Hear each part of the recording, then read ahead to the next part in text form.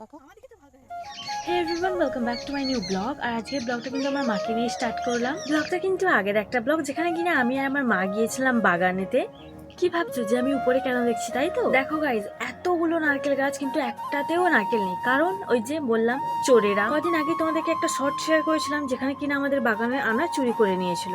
সেগুলো তো নিয়েছেই, এমনকি এই নারকেল গাছে একটা নারকেলও পর্যন্ত রাখেনি। তো এটাই দেখছিলাম যে গাইজ কিছুই নেই। আর এটা দেখো, এটা হচ্ছে আমাদের খামার, যেখানে কিনা তখন ধান তোলা হয়েছিল, সেই জন্য এত খড় এত ধান ঝাড়া হয়েছে। তো তোমাদেরকে দেখিয়ে দিলাম। তো চলো এবার মাঠের দিকে যাওয়া যাক। আর দেখো, আমার মা কিন্তু প্রচন্ড গাছ লাগাতে ভালোবাসে, তো সেই জন্য দেখো বাঁধেতে অনেক রকমের গাছ লাগিয়েছে। আর এটা দেখো, বেগুন গাছে কিন্তু একটা ছোট্ট পুচকু একটা বেগুনও ধরে গেছে। আর দেখো, আমি এখন আছি এই পারে, আর আমি যাব সেই দূরে মাঠে ওই মাঝখানটায়, ওখানটাতে আমাদের বাগানটা আছে। তো আমি এখন এসে গেছি। আর দেখো, এখানে কিন্তু পেঁপে গাছে কিন্তু অনেক পেঁপে ছিল, কিন্তু সব পেঁপে কিন্তু চুরি করে নিয়েছে। এখানে আছে লেবু গাছ, এখানে প্রচন্ড পরিমাণে লেবু হয়েছিল, সেটাও চুরি করে নিয়েছে।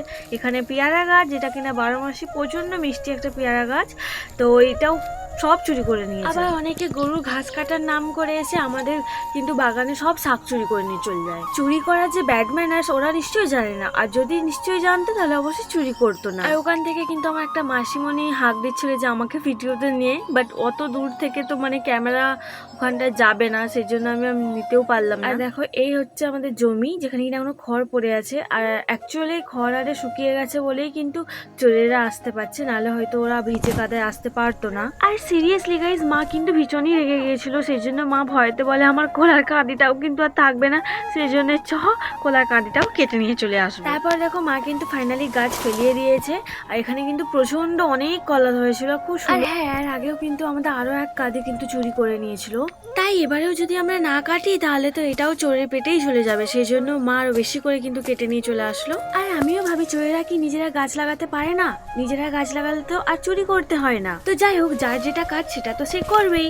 তো এখন মা কিন্তু দেখো পরিষ্কার করে নিয়েছে, আর এখন এটা আমি চাকাতে চলেছি। গাইস, বিশ্বাস করো ভীষণই ভার, আমি একটু চাকাতে পারছিলাম না, জাস্ট একবার চাকিয়েছি, এর থেকে আর একটু না। তারপর মা আমাকে বলছিল যে তুই নিজে চাকাতে পারছিস না, দেখ আমি কি করে চাকাবো। আর এদিকে দেখো, কিন্তু মাও চাকাতে পারছিল না, সেই জন্য কিন্তু আবার মা কম কম করে আবার কেটে কেটে নিয়ে যাচ্ছিল, যাতে ব্যাগেতে নিয়ে যেন এটা আমরা নিয়ে যেতে পারি, বিকজ এত ভারী তো নিয়ে যাওয়া সম্ভব না। হ্যাঁ, আমি সাইকেল এনেছিলাম, বাট এত ভারী কি নিয়ে যাওয়া সম্ভব না, তাই কেটে কেটে মা ছোট করে নিয়েছিল।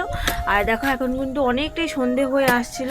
আর হ্যাঁ, তোমাদেরকে আর একটা কথা তো বলতে ভুলেই গেছি, যে শুধু এগুলো না, এমনকি আমাদের সজনা গাছ আছে, সজনা গাছে আমাদের ডাঁটাগুলোও সব চুরি করে নিয়েছে। কারণ শখের জিনিস কেউ যদি চুরি করে নেয় তাহলে তো রাগ হবেই না, সেই জন্য কিন্তু আমার মায়ের ভীষণই রাগ হচ্ছিল।